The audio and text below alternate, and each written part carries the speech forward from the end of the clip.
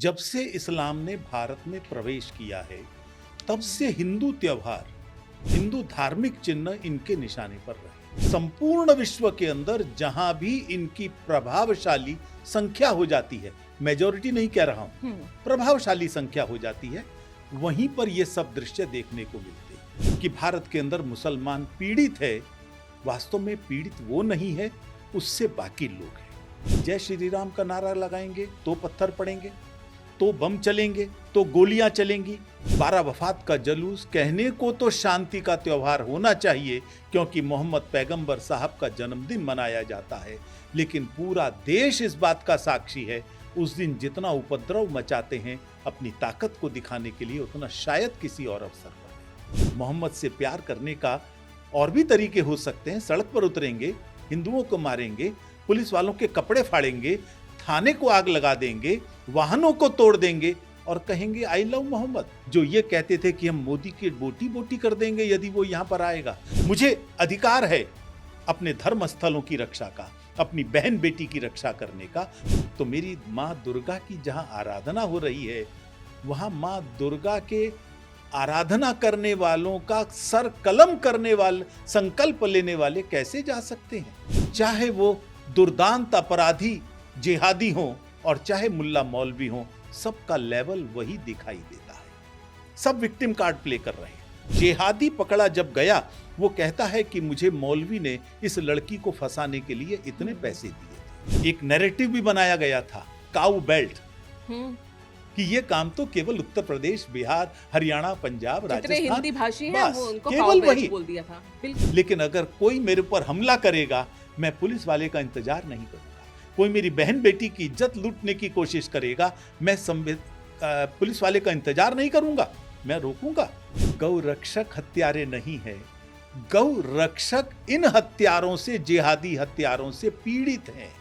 धर्म की रक्षा के लिए आवश्यकता पड़ेगी तो एग्रेसिव भी है, स्वभावता नहीं है। जिनको पीट पीट कर मारा, अभिषेक को बुरी तरह से सर कुचल कर मारा और मर गया, ये जानकर भी गोलियां चलाई गई। और ये भी हिंदू समाज का संकल्प है। मथुरा और काशी, मथुरा की लड़ाई तो बहुत लंबे अरसे से चल रही है, तो इसलिए मैं समझता हूं ये समाज का संकल्प है जो पूरा होगा ही। मंदिरों का अधिग्रहण सरकारों ने क्यों किया? आय पर कब्जा करने के लिए उनका सरकारीकरण किया अंग्रेजों ने। ये हमारा संकल्प है, हम मंदिरों का समाजीकरण चाहते हैं, सरकारीकरण। भ्रष्टाचारियों के चंगुल में ना फंसने दें, हमारे मंदिरों में भ्रष्टाचार ना फैलाएं। वो दिखाई देता है जहां जहां कब्जा कर रहे हैं, यही तो कर रहे हैं। एक मंदिर के आय से सरकारी अधिकारियों के लिए क्लब बनाने की योजना वहां बनाई गई। भारत में मंदिर और आश्रमों ने जो योगदान दिया, उन सबको यदि टोटल किया जाए, किसी भी सरकार से ज्यादा बैठे। यदि उनकी चंगाई सभा में दम है, यदि इस तरह से बीमार लोगों को वो ठीक कर सकते हैं, तो पोप क्यों पार्किंसन के पेशेंट बनते हैं? चर्च एक बहुत बड़े संकट से जूझ रहा है और वह संकट है नैतिक गिरावट का। कन्वर्जन का अधिकार मिलना चाहिए। मैं समझता हूं जिम्मेदारी न्यायपालिका की भी है। कृपया अपना सम्मान स्वयं बचाए रखें। धर्मांतरण का कुचक्र और उनको समर्थन करने वालों का कुचक्र, ये हम सफल नहीं होने देंगे। नमस्कार, पांचजन्य में आपका बहुत बहुत स्वागत है। जिस तरह से उड़ीसा के कटक में दुर्गा विसर्जन के समय हिंसा हुई, हिंदुओं के त्योहार शुरू होते ही, चाहे वो नवरात्रि के पंडाल में वेटिकन सिटी की झांकी लगाना हो या फिर जिहादियों का उपद्रव मचाना हो, गरबा पंडाल में फर्जी नाम से घुसने की कोशिश करना हो, ये तमाम चीज़ें जैसे ही हिंदू त्योहार आते हैं शुरू हो जाती हैं। इसको लेकर हिंदू समाज क्या सोचता है और वीएचपी, जिससे हिंदू समाज बहुत अपेक्षाएं रखता है, क्योंकि हिंदू समाज की संस्कृति की रक्षा के लिए उन्हीं के लिए इसकी स्थापना भी हुई थी। और यही वजह है कि जब भी कोई ऐसी घटनाएं होती हैं या जिहादी कट्टरवाद से हिंदू समाज के किसी त्योहार को किसी तरह की हानि पहुंचती है, तो लोग वीएचपी की तरफ देखते हैं। अब जब कटक में इस तरह की हिंसा हुई है, दुर्गा विसर्जन के बाद हमने देखा है कि मोबाइल नेटवर्क्स बंद कर दिए गए हैं, वीएचपी ने बंद भी बुलाया है। आखिर जिहादी कट्टरवाद से कैसे निपटा जाए, इसके अलावा कन्वर्जन का मुद्दा देश के लिए कितना गंभीर है, ऐसी तमाम बातों के लिए हमारे साथ आज खुद जुड़े हैं, हमारे साथ हैं अंतर्राष्ट्रीय संयुक्त महासचिव वीएचपी के श्री सुरेंद्र जैन जी, जो कि बजरंग दल के पूर्व राष्ट्रीय संयोजक भी रह चुके हैं। सुरेंद्र जी, आपका पांचजन्य में बहुत बहुत स्वागत है। नमस्कार, धन्यवाद। हम वीएचपी के बारे में तो बात करेंगे ही, संघ के 100 वर्षों के बारे में भी बात करेंगे आपसे, लेकिन सबसे पहले जो इस समय देश में बहुत चर्चा का विषय बना हुआ है, जो कटक में हिंसा हुई है, ये सुरेंद्र जी, आपको नहीं लगता कि ये पिछले कई सालों से हम लगातार देख रहे हैं कि कोई भी भारतीय त्योहार आता है और विशेष तौर से हम ये नवरात्रि के समय में देखते हैं, होली के समय देखते हैं, दीपावली के समय देखते हैं, जब हमारे रामनवमी के जुलूस निकलते हैं तब देखते हैं, ये जिहादी कट्टरवाद जो है वो चरम पर पहुंचता है और हिंदू त्योहारों को निशाना बनाया जाता है।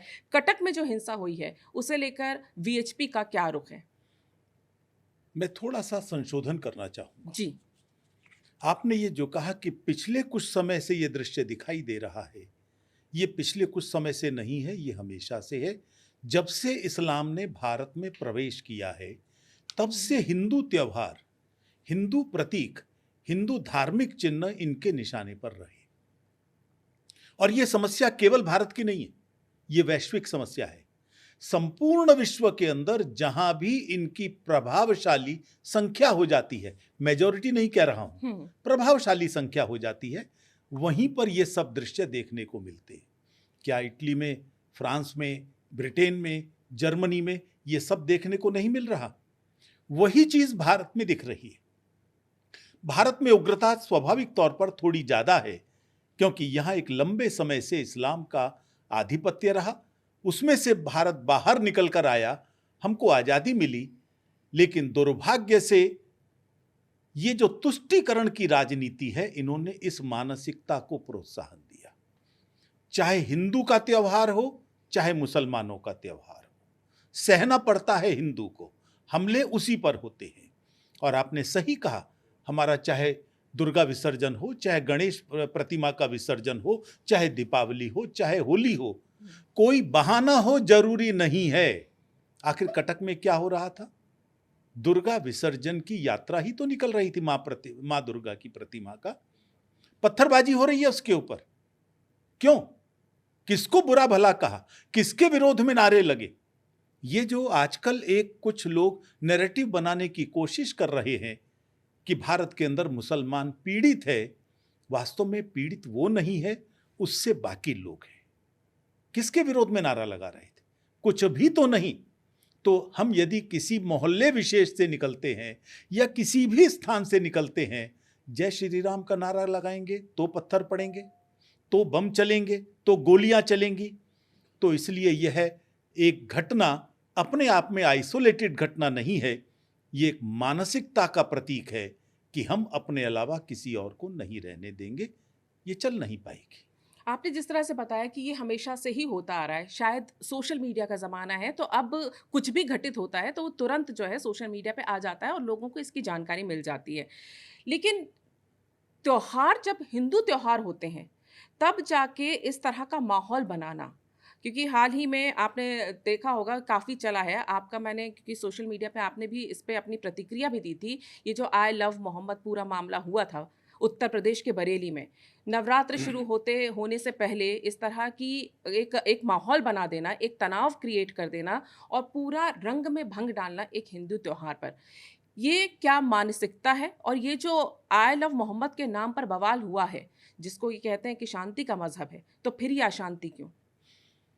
आई लव मोहम्मद, ये शब्द जितने निरापद हैं, दिख रहे हैं, उतना निरापद इसके पीछे का षड्यंत्र नहीं है। शुरुआत कहां से हुई? कानपुर से हुई। कानपुर में 12 वफात का जलूस निकल रहा था। वो जलूस एक मोहल्ले से निकल रहा था। मैं नहीं कहूंगा हिंदू मोहल्ला, क्योंकि कोई मोहल्ला हिंदू या मुस्लिम नहीं होता, सब भारत मां की धरती पर हैं, सब भारत मां के क्षेत्र हैं। लेकिन एक मोहल्ले से 12 वफात का जलूस निकल रहा था। वहां पर कुछ हमारे हिंदुओं के कार्यक्रमों के पोस्टर लगे थे, बैनर लगे थे। 12 वफात का जलूस कहने को तो शांति का त्योहार होना चाहिए, क्योंकि मोहम्मद पैगंबर साहब का जन्मदिन मनाया जाता है, लेकिन पूरा देश इस बात का साक्षी है, उस दिन जितना उपद्रव मचाते हैं अपनी ताकत को दिखाने के लिए, उतना शायद किसी और अवसर पर नहीं। उस दिन भी यही हुआ। और जब उन पोस्टरों को फाड़ा गया तो स्वाभाविक तौर पर प्रतिक्रिया होनी थी। पुलिस ने कार्यवाही की और उन्होंने यह नैरेटिव बनाने की कोशिश की कि हमारे पोस्टर जो लगे थे आई लव मोहम्मद, उनके कारण से पुलिस को ऐतराज हुआ। किसी एफआईआर में उसका वर्णन नहीं है आई लव मोहम्मद का। उसमें यही वर्णन है कि इन्होंने पोस्टर फाड़े हिंदुओं के त्योहारों के। लेकिन उसमें यह नैरेटिव बनाने की कोशिश की, एक विक्टिम कार्ड प्ले करने की कोशिश की और संपूर्ण देश के अंदर आई लव मोहम्मद इसके पोस्टर लहराए गए, चिपकाए गए और केवल गलियों में नहीं, वाहनों के ऊपर स्टिकर लगाने शुरू हो गए। इसके पीछे हम अंदाजा लगा सकते हैं कितना बड़ा षड्यंत्र होगा एक नैरेटिव बनाने के लिए कि हम तो मोहम्मद से प्यार का इजहार कर रहे हैं और यहां का प्रशासन, यहां की पुलिस, यहां का हिंदू समाज इसको बर्दाश्त नहीं कर रहा। अरे, हिंदू कभी प्यार का दुश्मन नहीं होता। आप करें प्यार, लेकिन प्यार के इजहार का यह कौन सा तरीका है? मोहम्मद से प्यार करने का और भी तरीके हो सकते हैं। सड़क पर उतरेंगे, हिंदुओं को मारेंगे, पुलिस वालों के कपड़े फाड़ेंगे, थाने को आग लगा देंगे, वाहनों को तोड़ देंगे और कहेंगे आई लव मोहम्मद। तो ये प्यार इजहार का कोई तरीका नहीं है जो केवल और केवल जिहादी ही प्रकट करते हैं। पूरा खेल यहाँ पे नैरेटिव बनाने का हुआ है, क्योंकि नवरात्रि का त्यौहार चल रहा था और आप प्यार के इजहार की बात कर रहे हैं, तो ये एक ऐसा त्यौहार होता है जहाँ लव जिहाद भी सबसे ज़्यादा देखने को मिलता है। नवरात्रि ऐसी है जो हमारे देश के अलग अलग हिस्सों में अलग अलग तरीके से मनाई जाती है। कहीं गरबा होता है, कहीं दुर्गा पंडाल लगते हैं, दुर्गा पूजन अलग तरह से होती है। यही जब गरबे होते हैं तो यही आई लव मोहम्मद की बात करने वाले जो ज़बरदस्ती गाड़ियाँ रोक रोक के स्टिकर लगाते हैं, ये हिंदू नाम बदलकर पंडालों में पहुंचते हैं।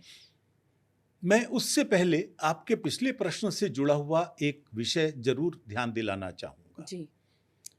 आई लव मोहम्मद के विषय पर नैरेटिव बनाने के लिए कौन कौन लोग सामने आ रहे हैं। इसमें सामने मैं नाम लेकर उनको बड़ा नहीं करना चाहूंगा, लेकिन ऐसे लोग हैं जो ये कहते थे कि हम मोदी की बोटी बोटी कर देंगे यदि वो यहां पर आएगा। वो लोग हैं जिन्होंने संभल के अंदर दुनिया भर के दंगे भड़काए, मंदिरों को तोड़ा, जमीनों पर कब्जा किया, और वो लोग जो इनको प्रश्रय देते थे, आश्रय देते थे, उनको भी जान से मारा, कत्लेआम किया। और वो कहते हैं हमारे प्यार का, आई लव मोहम्मद का ये विरोध कर रहे हैं, प्रशासन तोड़ रहा है, हमारी बिल्डिंग्स तोड़ रहा है। अरे, न्यायपालिका है ना, आप जाइए, यदि किसी की बिल्डिंग गलत तोड़ी गई है, अवैध बनाओगे, सरकारी जमीन पर कब्जा करोगे, हिंदुओं के मंदिरों को, घरों को तोड़कर उन पर कब्जा करोगे, और यदि हटाया जाएगा तो कहोगे बुलडोजर न्याय हो रहा है। तो इसलिए विक्टिम कार्ड खेलना, और ऐसे लोग जो दुर्दांत अपराधी हैं, मीडिया की भी जिम्मेदारी बनती है कि वो ऐसे दुर्दांत अपराधियों के वक्तव्यों को इतना तूल क्यों दे रहे हैं, जबकि मालूम है इसके पीछे का षड्यंत्र क्या है। और वही षड्यंत्र दिखाई देता है जब हमारे मां दुर्गा की पूजा के लिए आयोजित किए गए गरबा पंडालों में होता है। गरबा नृत्य नहीं है, केवल मां दुर्गा की आराधना है, और मां दुर्गा की आराधना में वही शामिल होगा जो मां दुर्गा में विश्वास करता होगा, उसकी पूजा करता होगा। जो पूजा करता है वो आ रहा है ना स्वतंत्र तौर पर। लेकिन आप गरबा के पंडाल में जाएंगे, हिंदू लड़कियों को छेड़ेंगे, वहां निशाना बनाएंगे, अव्यवस्था फैलाएंगे। ये अधिकार किसने दिया? मुझे अधिकार है अपने धर्म स्थलों की रक्षा का, अपनी बहन बेटी की रक्षा करने का। मुझे अधिकार है अपने धार्मिक आयोजनों की पवित्रता को सुरक्षित रखने का। अरे, जब नमाज पढ़ी जा रही हो मस्जिद में, क्या मुझे जाने की अनुमति मिलेगी वहां पर? बिल्कुल नहीं मिलती। तो मेरी मां दुर्गा की जहां आराधना हो रही है, वहां मां दुर्गा के आराधना करने वालों का सर कलम करने वाले, संकल्प लेने वाले कैसे जा सकते हैं? और लव जिहाद का इरादा लेकर जाओगे। इसीलिए संपूर्ण देश के अंदर हिंदू समाज ने अपनी धार्मिक आयोजन की पवित्रता को बहाल करने के लिए, उसकी सुरक्षा करने के लिए तरह तरह के उपाय किए हैं, जी। जिन उपायों को करने का उसको संवैधानिक अधिकार है। आप जो बात कर रहे हैं क्योंकि आपने अभी आई लव मोहम्मद वाला जो पूरा मामला हुआ, ऐसे में जिन मौलानाओं की ज़िम्मेदारी बनती थी कि अपने कौम के लोगों को नियंत्रित रखें या जिस शांति के मज़हब की वो को इतना प्रीच करते हैं, उसके ऊपर उनसे बातचीत करें, लोगों को वो वहाँ पर भड़काते हुए दिखे। और ये कौन-सा तरीका है कि बात आप आई लव मोहम्मद की कर रहे हैं और सड़क पर सर तन से जुदा के नारे लग रहे हैं। ऐसे में हिंदू समाज इसलिए भी थोड़ा-सा सतर्क हो जाता है क्योंकि सर तन से जुदा के नारे सिर्फ लगाए नहीं जाते हैं, ये कर भी दिया जाता है। ये हम 2 साल पहले देख चुके हैं, जिस तरह से कन्हैया लाल के साथ किया गया था। वीएचपी इस तरह के जो आयोजन होते हैं, ये शांति दूतों के द्वारा या मज़हब के द्वारा इनके जो लोग जो सड़कों पे कट्टरवादी उतरते हैं, तब लोगों की जो हिंदू समाज की सबसे पहले प्रशासन के साथ तो उम्मीदें होती हैं, वीएचपी से काफ़ी अपेक्षाएँ होती हैं। ऐसी परिस्थितियों में वीएचपी की क्या भूमिका रहती है? विश्व हिंदू परिषद की भूमिका बहुआयामी है। वृहत षड्यंत्रों को समाज के सामने लेकर आना, इनको एक्सपोज करना। जैसे आई लव मोहम्मद का षड्यंत्र है, ये षड्यंत्र कोई सामान्य षड्यंत्र नहीं है। आखिर क्यों कानपुर से जो आग लगनी शुरू होती है वो संपूर्ण देश को अपने लपेट में ले लेती है? इसका मतलब बड़ा साफ है। ये स्टिकर रातों रात कैसे बन गए, ये बैनर रातों रात कैसे बन गए, ये डिजाइन, वही डिजाइन संपूर्ण देश में दिखाई दे रहा है। और एक ही जैसे वक्तव्य, चाहे वो दुर्दांत अपराधी जिहादी हों और चाहे मुल्ला मौलवी हों, सबका लेवल वही दिखाई देता है। सब विक्टिम कार्ड प्ले कर रहे हैं। यही दृश्य दिखाई देता है लव जिहाद के मामले में।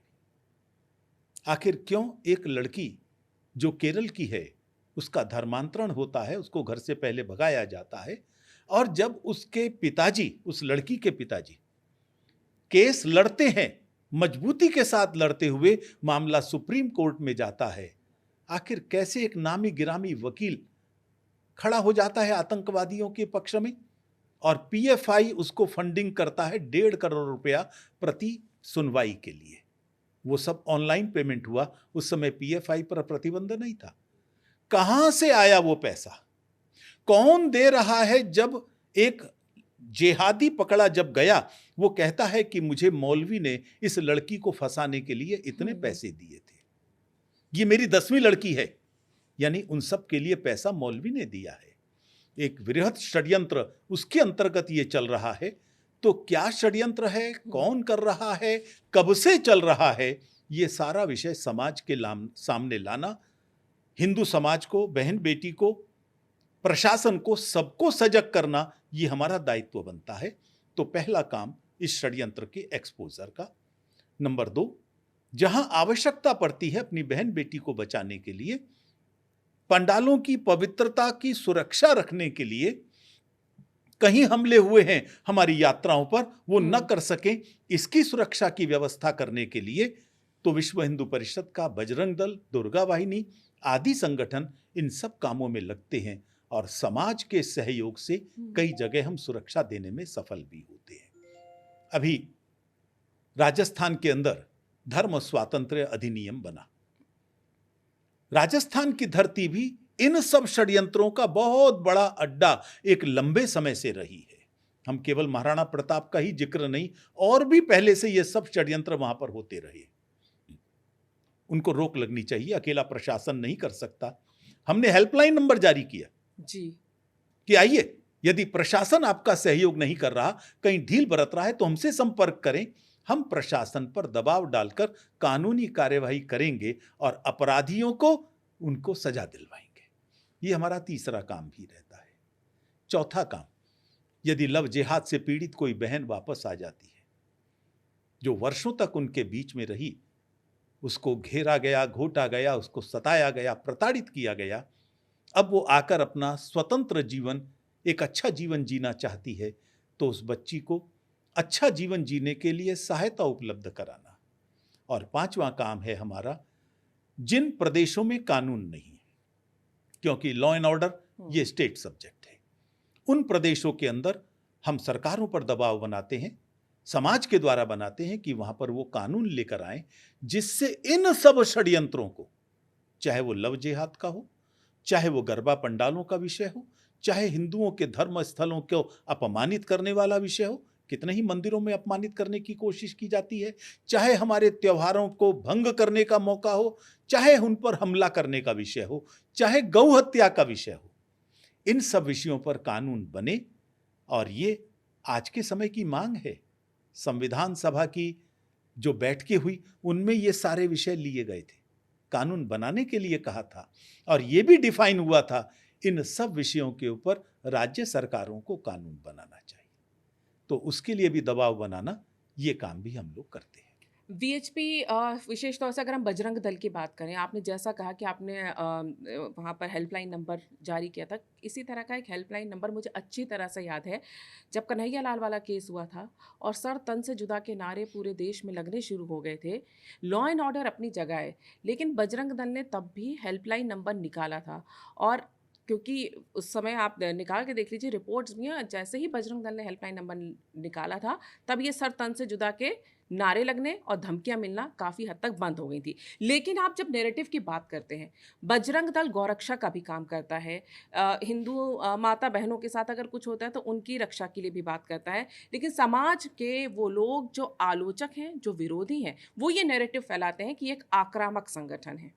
तो ऐसे में ये नैरेटिव की लड़ाई वीएचपी के लिए, ख़ासतौर से जब बजरंग दल की बात होती है, नूह हिंसा के दौरान हमने देखा था जो नूह में हुआ था, उस समय जिस तरह से जो गौरक्षक थे उनको टारगेट करने की कोशिश की थी, उनको एक तरह से ये कह सकते हैं कि अराजक बताने की कोशिश की गई थी। ऐसे नैरेटिव की लड़ाई के लिए भी क्या वीएचपी को तैयार रहना पड़ता है, और हिंदू समाज को वो क्या आश्वासन देते हैं ऐसे समय में? आपने एक साथ 2-3 मुद्दे उठाए हैं। जी, मुझे लगता है पहले उनका जवाब, बाद में नैरेटिव वाले विषय पर हम बिल्कुल। आते हैं। आपने बहुत सही कहा, जब कन्हैया की हत्या हुई वो अपने आप में एक आइसोलेटेड उदाहरण नहीं था। नूपुर शर्मा ने जो कहा, उसके पक्ष में जो भी बोला, जिसने भी कहीं एक शब्द उसके पक्ष में बोल दिया, तुरंत उसको धमकियां मिलने लगी, जान से मारने की धमकी मिल रही है। देश भर में जगह जगह सरतन से जुदा के नारे लग रहे हैं, यहां तक कि अजमेर के मुफ्ती भी वो नारा लगाने में शामिल हैं। हैदराबाद के ओवैसी परिवार की उपस्थिति में ये नारे लग रहे, ध्यान में आ रहा है, सबकी सैंक्शन है। एक दहशत का माहौल बन गया, कैसे इसको दूर किया जाए। ऐसे समय में बजरंग दल ने हेल्पलाइन नंबर जारी किया था, और आपको जानकर खुशी होगी, मैं आपके माध्यम से आपके श्रोताओं को और दर्शकों को बताना चाहूंगा, हमारे पास 3,500 के लगभग फोन कॉल्स आए, जिसमें हमने 2,500 से ज्यादा कंप्लेंट्स को एड्रेस किया, उनका समाधान किया। हमने नहीं किया, प्रशासन से करवाया, दबाव हमने डाला। एक दहशत का माहौल खत्म हो गया। यानी जो नैरेटिव बनाया जा रहा था कि किस प्रकार से आपने यदि एक शब्द भी बोल दिया नूपुर शर्मा के पक्ष में तो आपको जिंदा नहीं रहने दिया जाएगा, वो दहशत का माहौल हमने खत्म किया, और इसमें हमको सफलता मिली। और वो भी संवैधानिक तरीके से। बिल्कुल संवैधानिक, हमने कानून हाथ में नहीं लिया, बिल्कुल। प्रशासन पर ही दबाव बनवाया, हमने कहीं भी एक जगह भी कानून हाथ में नहीं लिया। इसी प्रकार से गौ रक्षा का विषय आता है, हमारा संवैधानिक अधिकार है। सुप्रीम कोर्ट ने भी कहा है कि गौ वंश की रक्षा, खाली गौ रक्षा नहीं, गौ वंश की रक्षा के लिए यदि कानून बनाया जाता है तो यह संविधान सम्मत है। संविधान सभा की बैठक में भी यह तय हुआ था।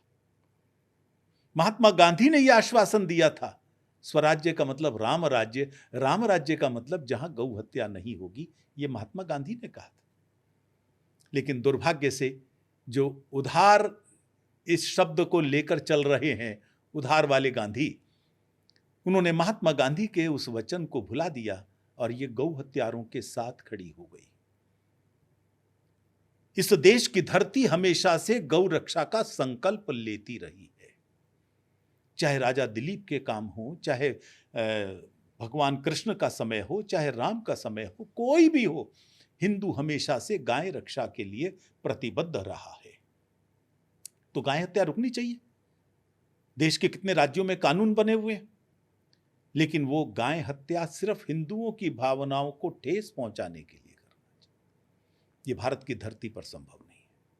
और इसलिए एक नैरेटिव भी बनाया गया था, काऊ बेल्ट, कि ये काम तो केवल उत्तर प्रदेश, बिहार, हरियाणा, पंजाब, जितने राजस्थान, हिंदी भाषी हैं बस वो उनको केवल काऊ बेल्ट वही। बोल दिया था। बिल्कुल कहा लेकिन जाता है। आसाम, जिसको कहते थे ये लोग कि वहां तो बीफ ईटर्स हैं, उसी आसाम की धरती में गौ हत्यारों को रोका गया और वहां के लोकल समाज के लोगों ने उनको सजा भी दी थी। कानून हाथ में लेने के हम पक्षधर नहीं है, लेकिन अगर कोई मेरे ऊपर हमला करेगा, मैं पुलिस वाले का इंतजार नहीं करूंगा। कोई मेरी बहन बेटी की इज्जत लूटने की कोशिश करेगा, मैं पुलिस वाले का इंतजार नहीं करूंगा, मैं रोकूंगा, हर हालत में रोकूंगा। इसका संवैधानिक अधिकार है। भारतीय न्याय संहिता मुझे यह अधिकार देती है, आत्मरक्षा का, अपने जीवन मूल्यों की रक्षा का, अपने परिवार की रक्षा का। और वो तो ये तक कहती है, अगर कहीं कानून का उल्लंघन हो रहा है और वहां पुलिस अधिकारी नहीं है, तो आपको वो सब अधिकार हैं जो पुलिस अधिकारी को होते हैं। ये संवैधानिक बात है और चैलेंज करके कहता हूं, कोई मुझे गलत सिद्ध करे। अपने उस अधिकार का प्रयोग करते हुए देश भर में कार्यकर्ता लव जिहाद को भी रोकते हैं, बहन बेटी की इज्जत भी बचाते हैं और गाय की रक्षा भी करते हैं।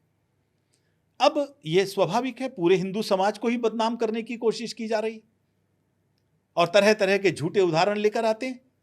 गौ रक्षकों को भी अपमानित करने की कोशिश की।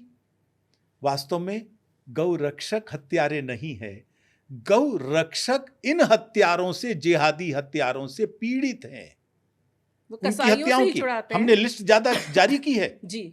और कसाईयों ने, गौ हत्यारों ने जो गौ रक्षकों पर हमले किए हैं, उसकी संख्या केवल पिछले 10 सालों के अंदर, जबकि सरकार ये कहते हैं कि ये गौ रक्षकों की सरकार है, और है भी, ये हमारा भी मानना है, लेकिन राज्यों में तो ऐसा नहीं है। सब में जहां गौ रक्षकों की सरकार है वहां भी गौ हत्या होती है, करने की कोशिश करते हैं। तो ऐसी सूची जो हमने जारी की, वो 350 से ज्यादा हमले किए गए गौ रक्षकों पर, और गौ हत्यारों पर जो हमले किए गए, उनकी सूची, चाहे वो सच है या गलत है, वो 15-20 से आगे नहीं बढ़ती है। लेकिन नैरेटिव ये बनाया गया कि गाय का नाम लेकर आप हमारी हत्या करेंगे, ये नहीं चलेगा। तो इस नैरेटिव की लड़ाई भी आज के युग में बहुत महत्वपूर्ण हो गई है। लेकिन कुछ चीज ऐसी हैं जो नैरेटिव के युद्ध में सिद्ध नहीं होने वाली। जैसे ये अधिकार है मुझे गाय की रक्षा का, अपनी रक्षा का, अपने समाज की रक्षा का, अपने बहन बेटी की रक्षा का, ये संवैधानिक अधिकार। नैरेटिव कुछ भी हो, संविधान वही है, वही अधिकार संविधान मुझे देता है और मैं उस अधिकार का उपयोग करूंगा। हाँ, कुछ लोग निश्चित तौर पर जो हिंदू समाज को भी अपमानित करते हैं, बदनाम करते हैं, गलत विमर्श बनाते हैं। अरे हिंदू को तो केसरिया आतंकवाद और भगवा आतंकवाद, क्या क्या शब्द नहीं प्रयोग किए गए। अरे अगर हिंदू आतंकवादी होता तो कोई ये नैरेटिव बनाने की हिम्मत नहीं करता, कोई हिंदू आतंकवादी शब्द प्रयोग करने की हिम्मत नहीं करता। तो हिंदू जब वो नैरेटिव नहीं टिक सका तो ये कहां टिकेगा। हाँ, हम असर्टिव हैं। धर्म की रक्षा के लिए आवश्यकता पड़ेगी तो एग्रेसिव भी है, स्वभावता नहीं है। लेकिन रक्षा करनी है तो कोई भी भाई बहन की रक्षा के लिए एग्रेसिव नहीं होगा क्या? कोई भी बेटा मां की रक्षा के लिए एग्रेसिव नहीं होगा क्या?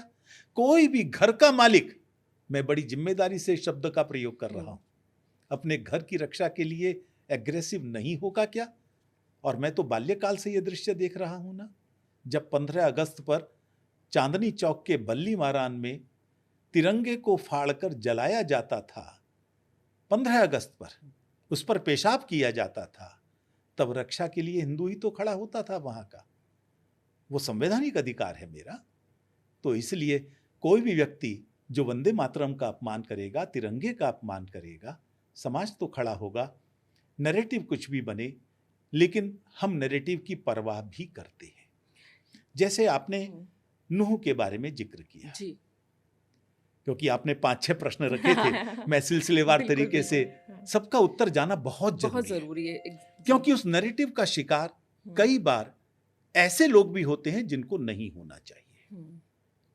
वो हमला गौ रक्षकों पर नहीं था।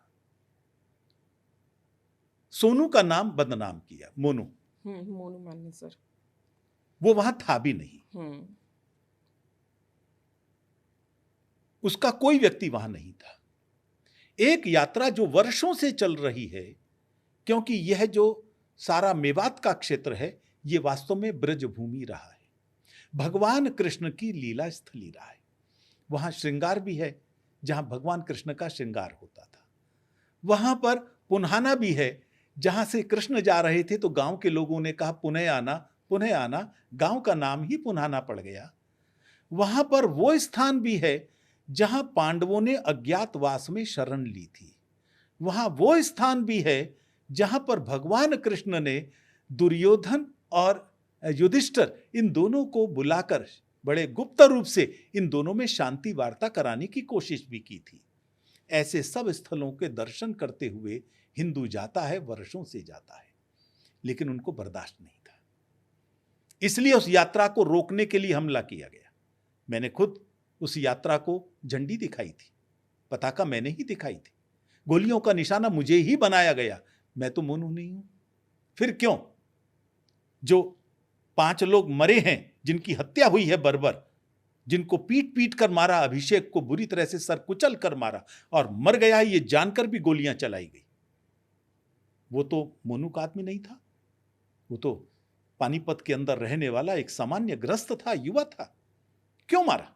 यात्रा बर्दाश्त नहीं है। अरे तमिलनाडु का आपको वो दृश्य याद में होगा जो कोर्ट तक गया और जिसमें यह कहा गया कि हमारे गांव के अंदर, मंदिर के अंदर आरती होनी बंद होनी चाहिए क्योंकि हमारा गांव मुस्लिम बहुल हो गया है। निश्चित तौर पर ये बिल्कुल सही बात है। अब आप जरा सोचिए, जो आरती को बर्दाश्त नहीं कर सकते क्योंकि वो मुस्लिम बहुल हो गया है, वो नूह के अंदर जिसकी पहचान एक अलग तरह से बन गई, कृष्ण की क्रीड़ा स्थली से हटकर वो जिहादियों का एक स्थान बन गया, विश्व का सबसे बड़ा साइबर क्राइम का सेंटर नूह बन गया, मिनी पाकिस्तान मिनी पाकिस्तान उसको कहा जाता था। और मैंने तो अपनी आंखों से देखे हैं वो सारे दृश्य, उनका मुकाबला किया है। तो इसलिए यात्रा नहीं होनी चाहिए, बस उसको रोकने के लिए उन्होंने बहाने बनाए। और दुर्भाग्य से जो हमारा सेकुलर माफिया है, मैं बड़ी जिम्मेदारी से शब्द प्रयोग कर रहा हूं, बिल्कुल मैं भी उसी पे आने वाली वो माफिया की तरह ही काम करते हैं। उस सेकुलर माफिया ने ये नैरेटिव बनाने की कोशिश की कि ये हमला मोनू के ऊपर या उसके गौरक्षकों की टीम पर हो रहा था। वो तो एक भी नहीं था, वहां मैं था, वहां मेरी पत्नी थी, वहां मेरा परिवार था, वहां सैकड़ों नहीं हजारों हिंदू अपने परिवार को लेकर आए थे। अरे हिंसा करने आए थे क्या? तो इसलिए मैं समझता हूं ये सब नैरेटिव गलत बने हैं और हम इनका भी मुकाबला कर रहे हैं। सच्चाई क्या है वो सामने लाते हैं और हिंदू समाज आज उस सच्चाई को स्वीकार कर रहा है। और इसीलिए आप देख रहे हैं हमारे एक आह्वान पर सारा समाज खड़ा होता है। राम मंदिर का निर्माण करना है, समाज का सहयोग करना है। 15 करोड़ परिवारों ने योगदान दिया। 15 करोड़ का मतलब 60 करोड़ लोगों ने, एक परिवार में 4 औसत लगा लीजिए, आधे से अधिक आबादी। तो ये नैरेटिव बनाने का खेल उनको उल्टा पड़ेगा, ये उनको समझ में आना चाहिए। हिंदू समाज सब कुछ देखता भी है, समझता भी है। और क्योंकि आपने राम मंदिर की बात की है, तो राम मंदिर में विश्व हिंदू परिषद का जो योगदान रहा है वह अविस्मरणीय है। और ये हर हिंदू जानता है कि किस तरह से विश्व हिंदू परिषद ने राम मंदिर निर्माण के लिए आंदोलन को धार दी और आज राम आ भी गए हैं। लेकिन बात सिर्फ वही नहीं होती, राम मंदिर तक ही नहीं होती है। राम मंदिर तो बन गया है, लेकिन कृष्ण जन्माष्टमी 1964 उसी दिन विश्व हिंदू परिषद की स्थापना हुई थी। और आज जितने हिंदू समाज के लोग हैं वो जब मथुरा की तरफ देखते हैं, साथ ही साथ काशी की तरफ देखते हैं, तो उन्हें एक ही नाम दिखाई देता है, विश्व हिंदू परिषद। अभी जो व्याख्यानमाला हुई थी उसमें सर संचालक जी ने ये तो कह दिया था कि संघ ने राम मंदिर में तो योगदान दिया, लेकिन अब कोई आंदोलन वो नहीं करेंगे आगे के लिए। लेकिन काशी और मथुरा को लेकर, क्योंकि ये वो धार्मिक स्थल हैं जिनसे लोगों की भावनाएं इसलिए जुड़ी हुई हैं क्योंकि वो जन्मस्थली हैं या जहाँ पर शिव जी की उत्पत्ति हुई है। बहुत ही ज़्यादा पवित्र स्थल हैं, बहुत ही महान तीर्थ स्थलों में माने जाते हैं। क्या विश्व हिंदू परिषद जिस तरह से राम मंदिर के लिए प्रयास किया था, आंदोलन किया था, काशी और मथुरा के लिए भी प्रतिबद्ध है? एक नरेटिव मैं यहाँ ठीक करना चाहूँगा। आपने श्रेय दिया विश्व हिंदू परिषद को, मुझे गर्व है इस बात का, लेकिन राम मंदिर के लिए अगर किसी को श्रेय जाता है तो मेरे हिंदू समाज को जाता है। निश्चित तौर पे। परिषद का तो जन्म ही 1964 में होता है। लड़ाई 500 साल से चल रही है। कौन लड़ रहा है? हिंदू समाज लड़ रहा है। और हिंदू समाज की इस लड़ाई को बिल्कुल अंत में निष्कर्ष तक ले जाने का कार्य ये भगवान ने हमसे करवाया, ये हमको गौरव है, लेकिन काम तो हिंदू समाज का था। और ये भी हिंदू समाज का संकल्प है, मथुरा और काशी भी। जब 1984 में दिल्ली के अंदर विज्ञान भवन में संतों का सम्मेलन हुआ, संतों ने कहा लाखों मंदिर तोड़े गए, हमें केवल 3 जगह थे। वो बात वैसी ही थी जैसी महाभारत के समय थी। 5 गांव ही तो मांगे थे। और वही हुआ जो कौरवों ने कहा था, हम सुई भर जमीन नहीं देंगे, वही हठ यहां भी किया। परिणाम, हिंदू समाज खड़ा हो गया और राम मंदिर पूरे गौरव के साथ, पूरे अधिकार के साथ, पूरे विधि सम्मत तरीके से हमने पुनः प्राप्त किया और भव्य मंदिर आज साकार हो गया। यानी हिंदू समाज जो संकल्प लेता है वो पूरा होता है। ये भी होंगे। मुझे लगता है वो दिन दूर नहीं है जब बाबा काशी विश्वनाथ की प्रकट स्थली पर फिर बम भोले की आवाज उसी तरह से गूंजेगी, उसी तरह जलाभिषेक होगा जो पहले हुआ करता था। भगवान कृष्ण के बाल गोपाल उनकी जन्मस्थली पर वैसे ही जाएंगे जैसे पहले जाते थे। विश्व हिंदू परिषद के एजेंडे में 1984 से लगातार है, हिंदू समाज के एजेंडे में है। तो इसलिए टाइमिंग ये स्वयं भगवान तय करते हैं। राम मंदिर का भी हमने तय नहीं किया था, रास्ते खुलते चले गए। और जहां संकल्पवान समाज किसी विषय को लेकर आगे बढ़ता है, मार्ग प्रशस्त हो जाते हैं, कोई रोक नहीं सकता। इन मामलों में भी ऐसा ही होगा। आपकी बात से ये बात याद आ गई, जब राम मंदिर नहीं बना था तो लोग इसी तरह से उपहास उड़ाते थे जो कि मंदिर वहीं बनाएंगे, तारीख नहीं बताएंगे। लेकिन आज हिंदू समाज ये ठान के चल रहा है कि अयोध्या तो बस झांकी है, काशी मथुरा बाकी है। और क्योंकि उम्मीदें वीएचपी से इसलिए जुड़ती हैं, जब भी हिंदू समाज को नेतृत्व देने का काम या उनकी आवाज़ बनने का काम वीएचपी ने जिस तरह से राम मंदिर के लिए किया था, वही अपेक्षा काशी और मथुरा में भी है। और आपकी बात से ये भी स्पष्ट है कि हिंदू समाज अगर ठान ले तो वो होगा, क्योंकि बात यहाँ अधिकार की है। 5 गांव मांगे थे, वही वाली बात है यहाँ पर। हिंदू समाज अगर ठान ले नहीं, हिंदू समाज ठान चुका है। क्योंकि इन दोनों मुद्दों को लेकर न्यायपालिका में जो विषय चल रहे हैं वो विश्व हिंदू परिषद ने तो नहीं किए। समाज की ही लड़ाई चल रही है, वर्षों से चल रही है। मथुरा की लड़ाई तो बहुत लंबे अरसे से चल रही है। तो इसलिए मैं समझता हूं ये समाज का संकल्प है जो पूरा होगा ही। आज तक हिंदू समाज का कोई संकल्प अधूरा नहीं रहा, ये कैसे रह जाएगा। मंदिरों की जब बात होती है तो मंदिरों पर सरकारी नियंत्रण का जो विवाद चलता है, उसे लेके विश्व हिंदू परिषद का क्या कहना है आपका इस पे? क्योंकि ये भी एक ऐसा विषय है जिसे हिंदू समाज लगातार उठाता रहा है। मंदिरों का अधिग्रहण सरकारों ने क्यों किया? मुस्लिम आक्रमणकारी आए और उन्होंने मंदिर तोड़े, मूर्तियों को अपमानित किया, वहां की संपत्ति को लूटा।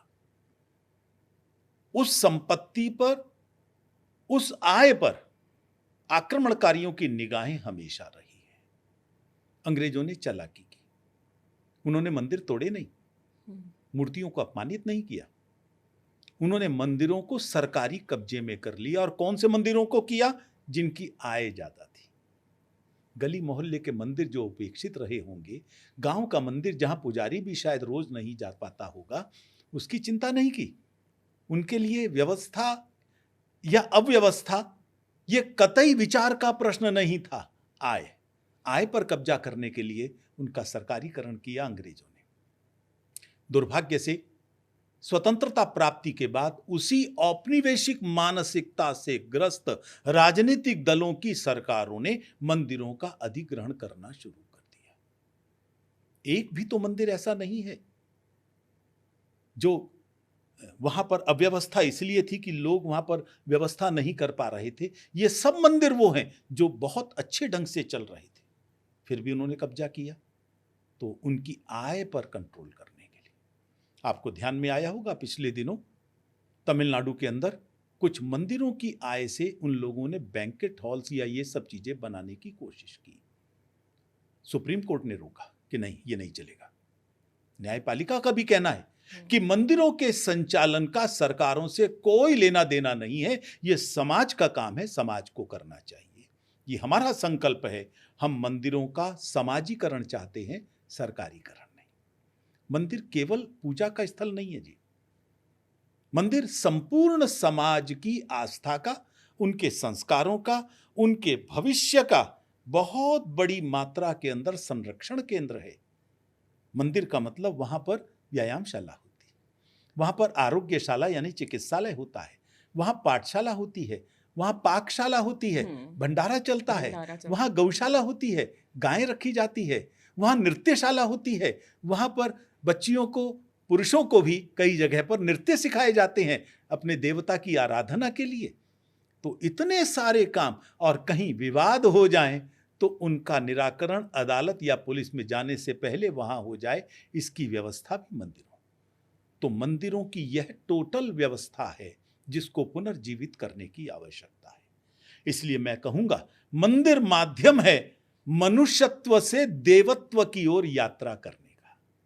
वह यात्रा तभी पूरी होगी जब सरकारों के चंगुल से मुक्त कराया जाए, समाज चलाएगा। कई बार यह एक नैरेटिव बनाया जाता है, क्या विश्व हिंदू परिषद चलाएगा? कतई नहीं। पूज्य संतों ने, कुछ न्याय के जानकारों ने, कुछ सामाजिक संगठनों के लोगों ने मिलकर एक लंबे समय तक इस पर चर्चा की है। एक वैकल्पिक व्यवस्था हमने दी है, और उस वैकल्पिक व्यवस्था का सबसे बढ़िया उदाहरण राम जन्मभूमि। वह मॉडल है समाज के सामने। वहां प्रशासनिक अधिकारी हैं व्यवस्था करने के लिए, जो निर्णय वहां की प्रबंध समिति लेती है, उन निर्णयों को लागू करने के लिए उनका वोटिंग पावर भी नहीं है। तो प्रशासन है हमारी सहायता करने के लिए, प्रशासन हम पर राज करने के लिए नहीं। वहां वही होगा जो सामाजिक नेतृत्व चाहता है। जब सुप्रीम कोर्ट ने कहा केंद्र सरकार को एक ट्रस्ट बनाइए, वो इसका संचालन करेगा, सरकार ने स्पष्ट कहा, मैं आज आपके माध्यम से पूरी दुनिया को बताना चाहता हूं और इसका श्रेय केंद्र सरकार को देना चाहता हूं। उन्होंने कहा, हमारा कोई मंत्री इसका सहभागी नहीं होगा, हमारा कोई अफसर इसका ऑफिस बेरर नहीं होगा। जो संत यहां तक लेकर आए हैं, उन संतों को इसमें लीजिए। जो सामाजिक नेतृत्व यहां तक लेकर आया है, उसको लीजिए। वो मंदिर बनाएंगे और मंदिर चलाएंगे, सरकार पैसा भी नहीं देगी। और हमने किसी मंत्री से, किसी भी प्रशासनिक अधिकारी से सरकारी कोष से एक पैसा नहीं लिया। अगर किसी राज्यपाल ने, किसी मंत्री ने दिया, राम भक्त के रूप में अपनी व्यक्तिगत राशि में से दिया। हमने स्पष्ट कहा, सरकारी नहीं चाहिए। परिणाम आज हमारे सामने है। विश्व का भव्यतम मंदिर बनने की तैयारी राम मंदिर कर रहा है। वो सब चीजें जो मंदिर में कल्पना की जाती हैं, वो वहां पर है। और एक और महत्वपूर्ण बात मैं कहना चाहूंगा, क्योंकि मैं पांचजन्य के दर्शकों और श्रोताओं को संबोधित कर रहा हूं। हिंदू समाज के जो अमरत्व के केंद्र है, लोग खोज रहे हैं कि हिंदू समाज क्यों मृत्युंजय है। तो मृत्युंजय के केंद्रों में हमारा बहुकेंद्रित समाज है। एक केंद्र हमारा मंदिर भी है। वह केंद्र हमेशा जीवित बना रहे, सशक्त बना रहे, सजीव बना रहे और सक्रिय बना रहे। वो तभी चलेगा जब समाज चलाएगा, इस देश के संत मिलकर चलाएंगे। लगातार, क्योंकि जिस तरह से आपने बताया कि राम मंदिर एक रोल मॉडल बन जाएगा, यही हमेशा कहा जाता है कि जितने भी मंदिर हैं वैसी व्यवस्था नहीं कर पाएंगे या एक मत नहीं हो पाएंगे या ट्रस्ट को लेकर सवाल उठा दिए जाते हैं। लेकिन जो बात आप कर रहे हैं कि राम मंदिर एक ऐसा मॉडल बन के आएगा, तो निश्चित तौर पे ऐसा लगता है कि ये एक उदाहरण के तौर पे दिया जा सकता है क्या आगे कभी उदाहरण अधिक? हमारे पास हजारों हैं।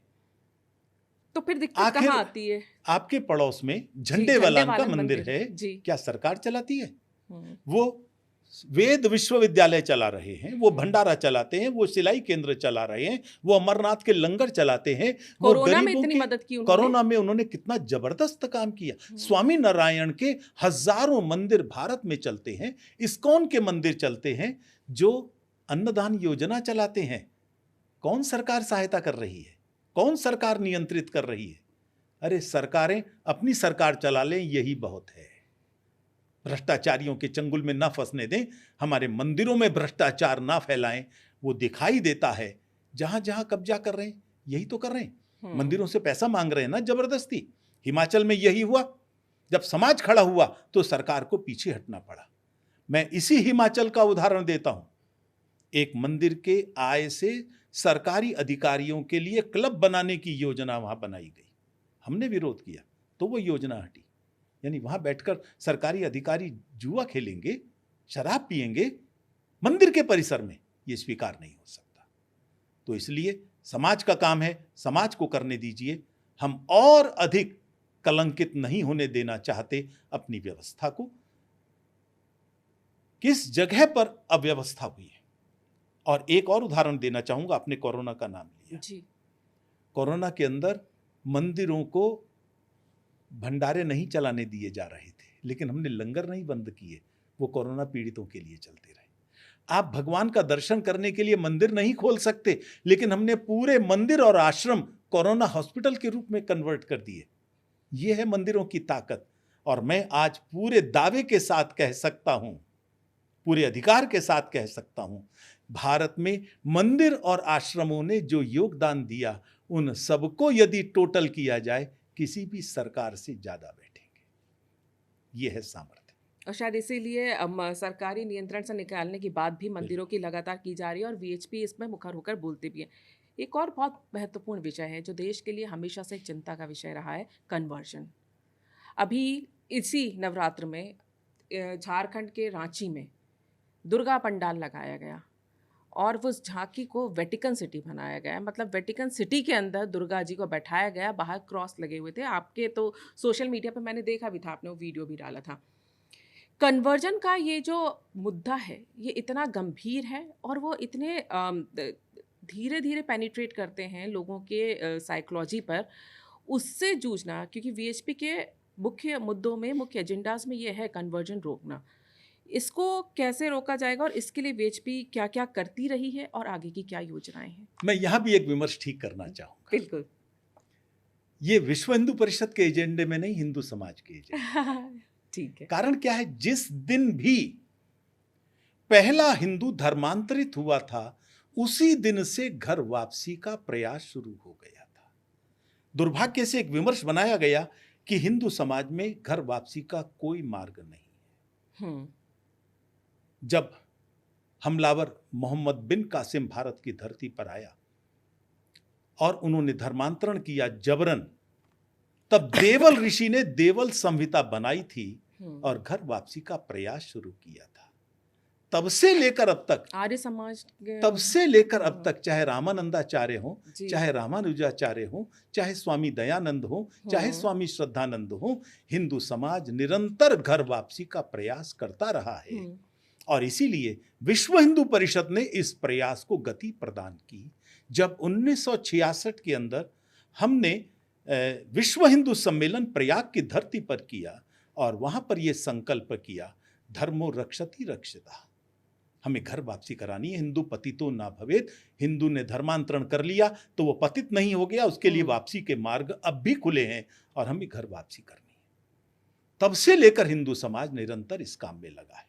विश्व हिंदू परिषद भी इस काम में लगा है। और प्राची, ये धर्मांतरण है जिसके कारण से भारत का विभाजन हुआ। वो धर्मांतरण है जिसके कारण डायरेक्ट एक्शन के समय करोड़ों लोगों की हत्या हुई, लाखों मेरी माताओं बहनों का शीलहरण किया गया। ये धर्मांतरण है जिसके कारण से कश्मीर की समस्या खड़ी हुई। ये धर्मांतरण है जिसके कारण से नागालैंड, मिजोरम, मेघालय आदि प्रांतों में हमको समस्या दिखाई देती है। वो धर्मांतरण है जिसके कारण से लाल किले में बम विस्फोट होता है, अक्षरधाम मंदिर पर होता है, और इस आतंकवाद के कारण से देश में लाखों घटनाएं होती हैं। किसी भी सभ्य समाज में बलपूर्वक, लालच से और धोखे से धर्मांतरण की अनुमति नहीं दी जा सकती। कानून बने हैं सब जगह। भारत की संविधान सभा में भी चर्चा हुई। आर्टिकल 25 की आड़ ली जाती है कि article 25 right to practise, preach and propagate, इसकी अनुमति देता है। लेकिन एक और केस हुआ सुप्रीम कोर्ट में, स्टेनिस्लॉस केस, उसमें सुप्रीम कोर्ट ने कहा right to propagate does not mean right to convert. Madhya Pradesh में एक नियोगी कमीशन बैठा था कन्वर्जन के ऊपर, और उन्होंने पाया कि जो विवेकानंद जी ने कहा था कि धर्मांतरण का मतलब राष्ट्रांतरण है, विवेकानंद जी परिषद के कार्यकर्ता नहीं थे, संघ के स्वयंसेवक नहीं थे, एक राष्ट्र पुरुष थे, भविष्यवेत्ता थे। और विवेकानंद जी जब ये बात कह रहे हैं तो ये साकार दिखाई देती है ना। आप अपने एजेंडे को पूरा करने के लिए भारत के टुकड़े करा दोगे? आप एजेंडे को पूरा करने के लिए सर तन से जुदा के नारे लगाओगे, छल कपट करोगे? लोग ठीक हो रहे हैं, बीमारी ठीक हुई है दवाई से, और ये क्लेम करोगे कि उसने किसी का नाम लिया, किसी का चित्र देखा और वो ठीक हो गया। मदर टेरेसा के मामले में यही तो हुआ, जब मोनिका नाम की लड़की जिसको अल्सर हुआ था और ये कहा गया कि वो तो मदर टेरेसा के आशीर्वाद से ठीक हुई। डॉक्टर्स का कहना है, उनका एफिडेविट है, ये हमारे इलाज से ठीक हुई। क्या माना जाए? यदि उनकी चंगाई सभा में दम है, यदि इस तरह से बीमार लोगों को वो ठीक कर सकते हैं, तो पोप क्यों पार्किंसन के पेशेंट बनते हैं? फिर चोरी छिपे जो पादरियों का सम्मेलन गोवा में होता है, क्यों उसके बाद 100 से अधिक पादरियों को कोरोना हो जाता है और वो मौत के गाल में समा जाते हैं? इसका मतलब ये केवल धोखा है, कुछ और नहीं है। ये तीनों तरीके से किसी भी समाज में धर्मांतरण को स्वीकार नहीं किया जा सकता। और जैसा आपने कहा, धोखा देते हैं ना। वेटिकन, मां दुर्गा का पंडाल है, उसको वेटिकन का स्वरूप कैसे दिया जा सकता है? और आज मैं बड़ी गंभीरता से यह आरोप लगा रहा हूं, चर्च एक बहुत बड़े संकट से जूझ रहा है, और वह संकट है नैतिक गिरावट का। वेटिकन से लेकर पादरी तक नीचे के, चाहे वो पंजाब का पादरी हो, चाहे केरल में नन्स के द्वारा की गई आत्महत्या हो, सब जगह सेक्सुअल एब्यूज के उदाहरण मिल रहे हैं। मां दुर्गा के पंडाल की पवित्रता को इन दुष्टों ने भंग किया, उसको वेटिकन का स्वरूप देकर। समाज कभी स्वीकार नहीं कर सकता। आप करिए ना, धर्म का पालन कौन मना करता है? अभी कल का ही एक उदाहरण है, एक ऐसी जगह जहां एक भी ईसाई नहीं रहता, वहां एक जमीन जो मकान बनाने के लिए ली गई थी, उसकी रजिस्ट्री उसी तौर पे हुई थी, वहां चर्च बनाई गई। गांव के लोगों ने विरोध किया। तो ये सब तरीके नहीं चल सकते जी। लव जिहाद भी धर्मांतरण का एक तरीका है। तो अब धर्मांतरण का खेल भारत की धरती पर नहीं चलेगा, ये मैं स्पष्ट शब्दों में आह्वान करना चाहता हूं। हिंदू समाज, विश्व हिंदू परिषद, सभी साधु संत आज संपूर्ण भारत के अंदर ये संकल्प लेकर सब खड़े हैं। लेकिन आपका कहना सही है, ये धर्मांतरण करने वाली शक्तियां ही सक्रिय नहीं है, इनकी सपोर्ट पर सरकार चलाने वाली और आजीविका चलाने वाली राजनीतिक पार्टियां, दोनों शब्द हैं, राजनीति और आजीविका, मैं जिम्मेदारी से शब्द प्रयोग कर रहा हूं, वो इनके साथ में खड़ी हुई दिखाई देती है। अभी एक षड्यंत्र दिखाई दिया बहुत बड़ी मात्रा में, और इसीलिए आपका ये पॉडकास्ट मैं कहूंगा बड़ा सामयिक हुआ है। स्टेनिस्लॉस केस के बारे में एक विमर्श बनाने की कोशिश हो रही है कि राइट टू प्रोपोगेट नहीं रोका जा सकता, कन्वर्जन अधिकार है। और इसीलिए दुर्भाग्य से माननीय सर्वोच्च न्यायालय ने इस विषय में जितने भी धर्मांतरण विरोधी कानून है या धर्म स्वातंत्र्य के कानून है, उन सब के चैलेंज करने वाली पेटिशंस को क्लब किया है। अधिकार है कि नहीं ये तो संविधान जानने वाले तय करेंगे, लेकिन ये उदाहरण ऐसा नहीं मिलता। अलग अलग परिस्थितियां हैं, राज्यों के विषय हैं, कैसे आप इनको इकट्ठा कर सकते हो? हर केस अलग है ना, हर केस अलग है, हर केस की मेरिट अलग है, हर जगह प्ली अलग है, हर प्रदेश की समाज की परिस्थिति अलग है। कहीं जनजाति प्रमुख देश है, प्रदेश है, तो कहीं पर अनुसूचित जाति प्रमुख है। सबकी व्यवस्थाएं अलग हैं। हाई कोर्ट्स को डिसाइड करने दीजिए, उनका डिसीजन आए, उसके बाद आपके पास आते हैं तो समझ में आता है।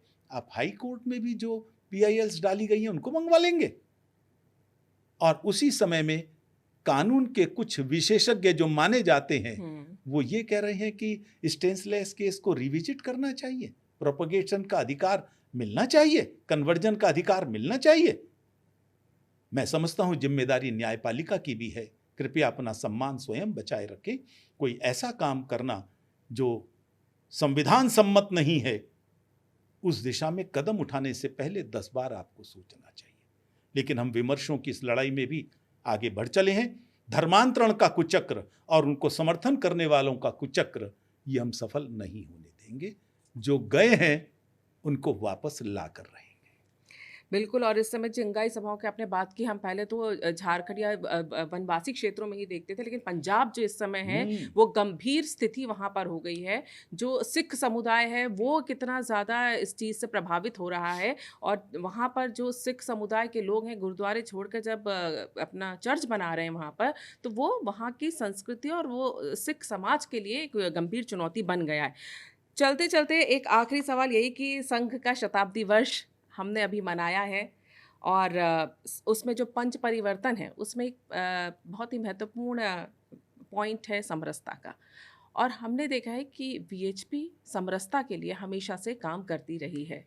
एक तो संघ शताब्दी वर्ष पर आप क्या कहेंगे, और समरसता को लेकर आपका आगे की क्या योजना है? वैसे तो हमेशा ही काम करते रहे हैं, लेकिन देश में जब आज के समय में कई विपक्षी पार्टियां, और जिनके आपने सेक्युलर क्या गैंग माफिया आपने बोला था, सेक्युलर माफिया जाति में बांटने की एक राजनीति करने की कोशिश कर रहे हैं, ऐसे में समरसता का महत्व कितना बढ़ जाता है? हिंदू समाज की प्रकृति है इकट्ठा रहना। कुछ कारणों से ये विकार आया, मैं आज उस विषय पर नहीं जाऊंगा। ये विकार दूर होना चाहिए, इसका प्रयास सभी करते रहे। जगत गुरु रामानुजाचार्य जी के तो उदाहरण पूरी दुनिया के सामने है। उन्होंने मोक्ष की यात्रा छोड़कर मैं नरक में जा सकता हूं, लेकिन अपने उन भाइयों बहनों को साथ लेकर चलूंगा, मुक्ति का मंत्र मैं उनको भी बताऊंगा, क्योंकि मैं उनको मुक्त करना चाहता हूं जो वंचित हैं, दबे हुए हैं, कुचले हुए हैं। अपने इन भाइयों को पीछे नहीं छोड़ना चाहूंगा।